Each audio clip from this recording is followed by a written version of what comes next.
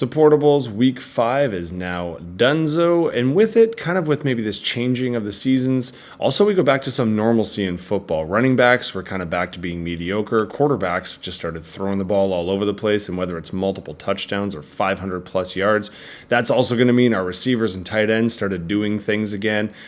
Overall, that means most positions are up, including massive defensive efforts for this week, weirdly enough. A lot of defensive touchdowns scored. So we were in the green. A lot of teams were actually overachieving, only a few underachieved, and one or two really underachieved. But aside from that, there was a lot of scoring to be had. So let's dive in to our Week 5 results. But beforehand, let's take a quick brief detour to talk about all that green in the NFL in Week 5. Green definitely meant go this week, which was great if you were looking at your Yahoo predicteds. In fact, in most leagues and in most scorings, we can say well over half, if not all but a couple, were in the green as opposed to the less than coveted red, which means I can stop complaining for at least a couple weeks, or at least till the end of this week, about scores and quarterbacks and all the world being lost. We did have some breakout performances, which we've been having in the last couple weeks. We had our cousins and our Cincinnati kids in Burrow and Chase.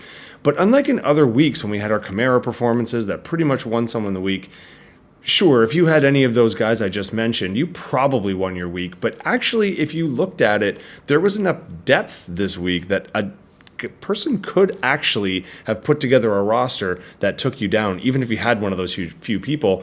So what really got people this week was, did you have one of the people that fell flat on their face? Now, you can't play someone like Jones because he got hurt and injuries are always one thing. You can't really blame someone like Breece Hall because he's been doing it all year. You could probably throw the same for HN, even though I know that's throwing shade on myself in most leagues. But people like Mason, the quarterbacking combo of Dalton and Darnold, Olave, even Marvin Harrison Jr. have had pretty great and fairly consistent weeks, and they just kind of stunk it up. So if you played someone who started someone and they were the underperformance angle, maybe then you're kind of happy. This is actually pretty similar to the NFL themselves, where there was a lot of very winning efforts, as there always is.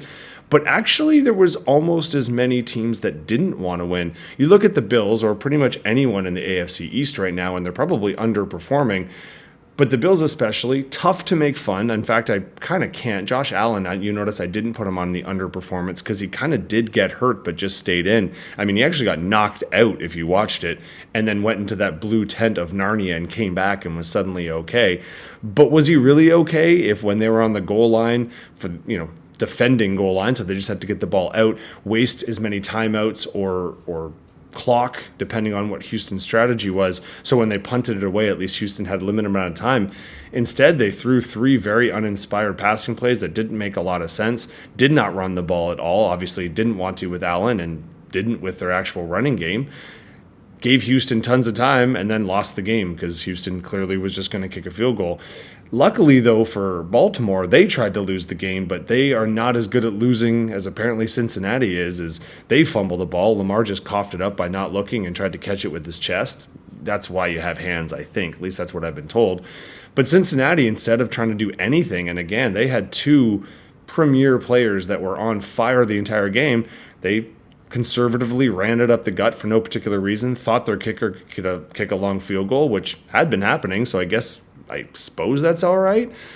But the punter drops the snap, and you saw it. Kick didn't quite work out for them. So, I mean, realistically, I think there is that kind of have not right now, which is about normal for Week 5. Oddly enough, though, we have no more teams that have not got at least one win, but we have 7 teams, I believe, with 1 win, 2 that are undefeated, 1's on a bye, so they're definitely going to keep going.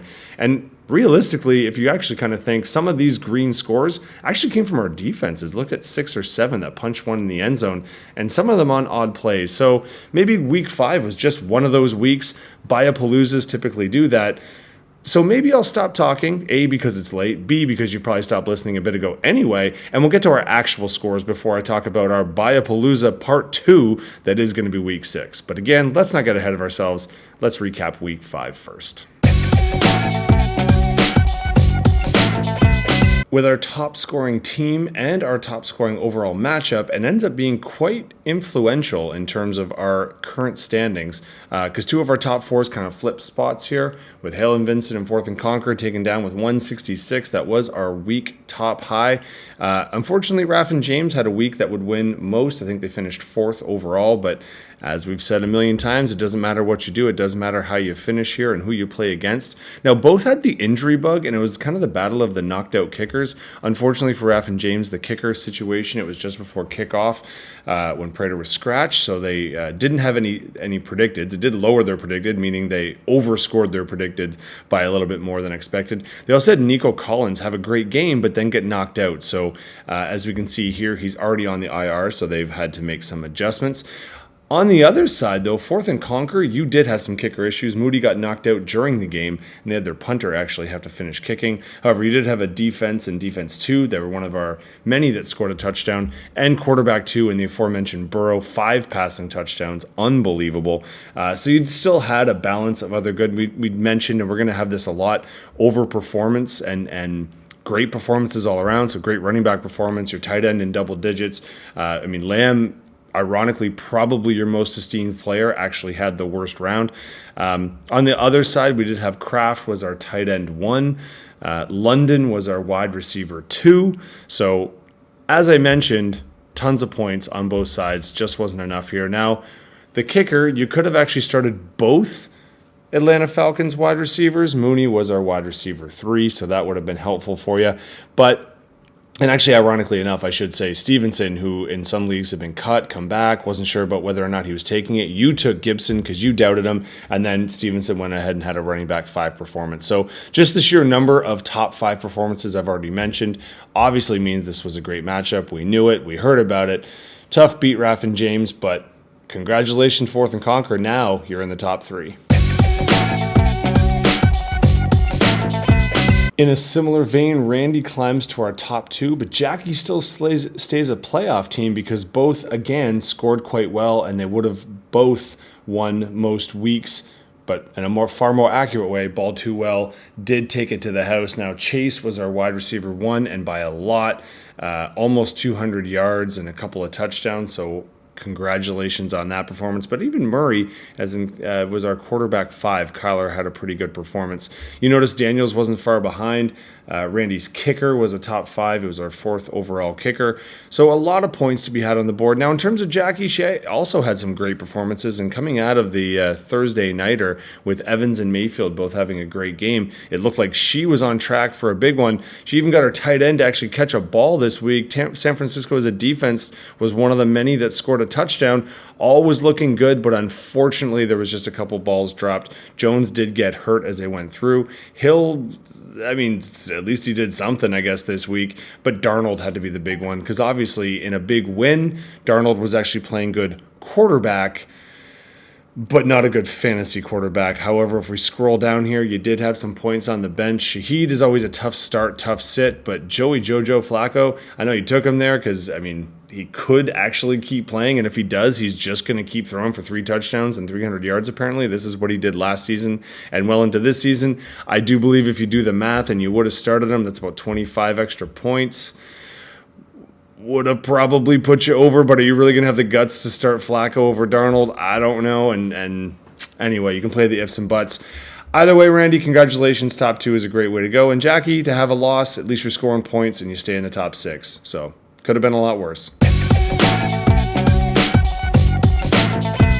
And you notice I was complimentary, even though you're taking that 6th spot for me in the tiebreaker right now. Now, unfortunately, I did go over Cerberus and the 3-headed dog that is. Unlucky for you guys. You were having a pretty good week, and actually kind of spoiled a great Caleb Williams performance. This is his best outing of the year. But the aforementioned Breece Hall is just kind of killing you right now. And Mason, which has been a pretty consistent force since week 1, certainly wasn't helping you out. Dalton, also I mentioned, has been great the last couple weeks, and then Neek's so good in this one. Denver and Seattle, both of our defenses are on the defensive scoring train, so that was good, and Denver as a defense was the 3rd overall, so congrats on starting there. On my end, I did have the top kicker, and I knew I had that as of Thursday night. It's always good to have in your back pocket. I probably had the waiver wire pickup because Hunt as a running back was a top 3. pretty pumped with my wide receivers. They finally all woke up. So when it's all said and done, not a bad scoring effort. Now, we both had a few options on the bench, but nothing I think that would have really swung it. It wasn't super, super tight. So don't stress yet, gents. Okay, obviously we're not that far off win and loss wise, and it's really going to come down to who can go on a run and score a ton of points. For me, I'm happy I bounced back after my double down on back-to-back low-end weeks, so I'm hoping to keep the momentum going heading into week 6.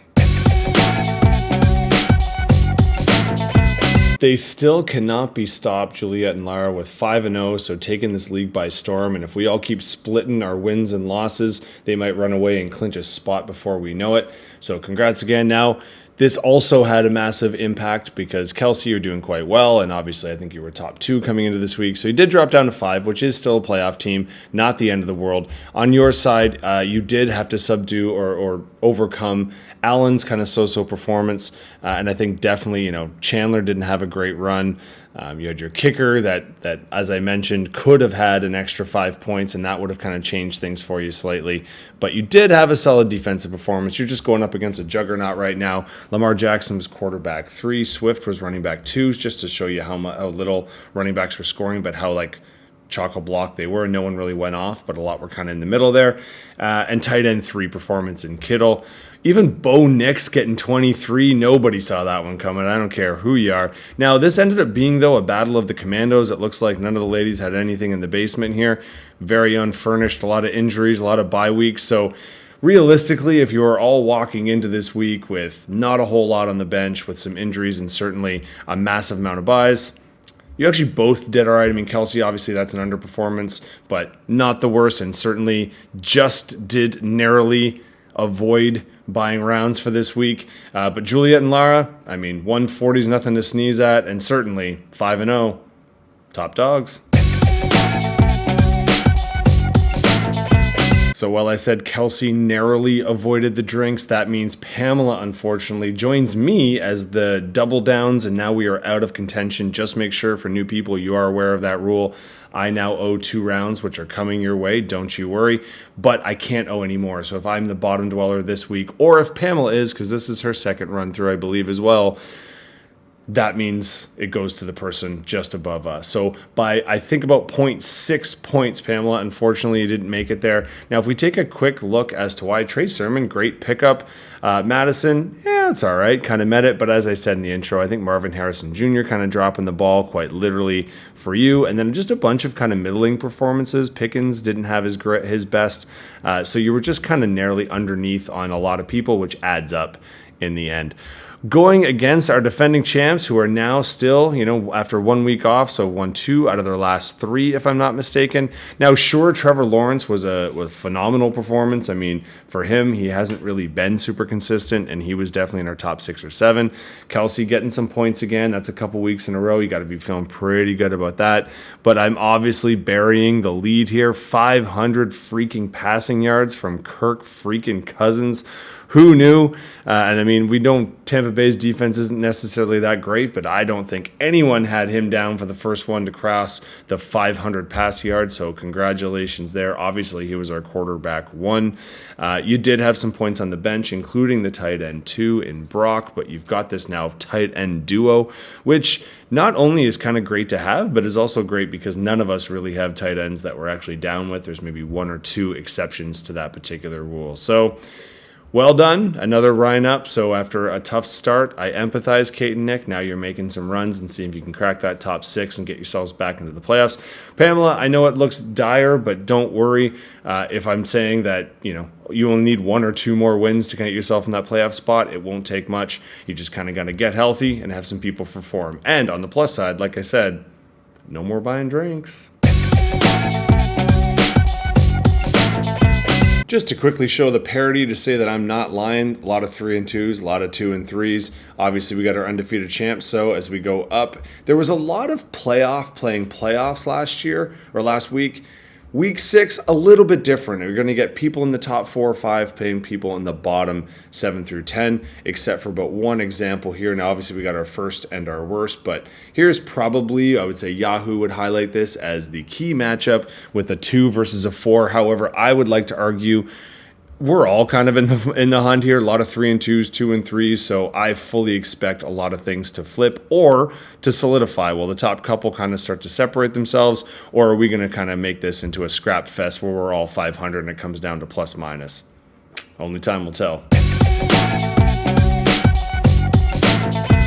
We can now look forward to week 6, but just looking at our standings, things look tight, so I think every matchup's going to matter, and more importantly, all your points are going to end up mattering right now unless we start seeing some separation. And while Jules and Lara are doing their best to separate themselves from everybody else, the rest of us are kind of jamming ourselves in the middle. So let's see if that continues. We have an opportunity for things to get tighter or a little bit more spread apart, so we'll see how that rolls. Coming into this week, we do have a few things to pay attention to. I mentioned the Buyapalooza. It is kind of a big one. If you've already noticed, probably, I mean, not in the way we thought. Kansas City still affects a lot of us, Rams a lot of us, but people probably thought Miami would be the stickler when it's actually looks like Minnesota is more of a hindrance for a lot of us, or hindrance. Either way, we also pay attention to London games week 2, so they start a little bit earlier. And of course, happy Canadian Thanksgiving for all who celebrate. Enjoy the weekend.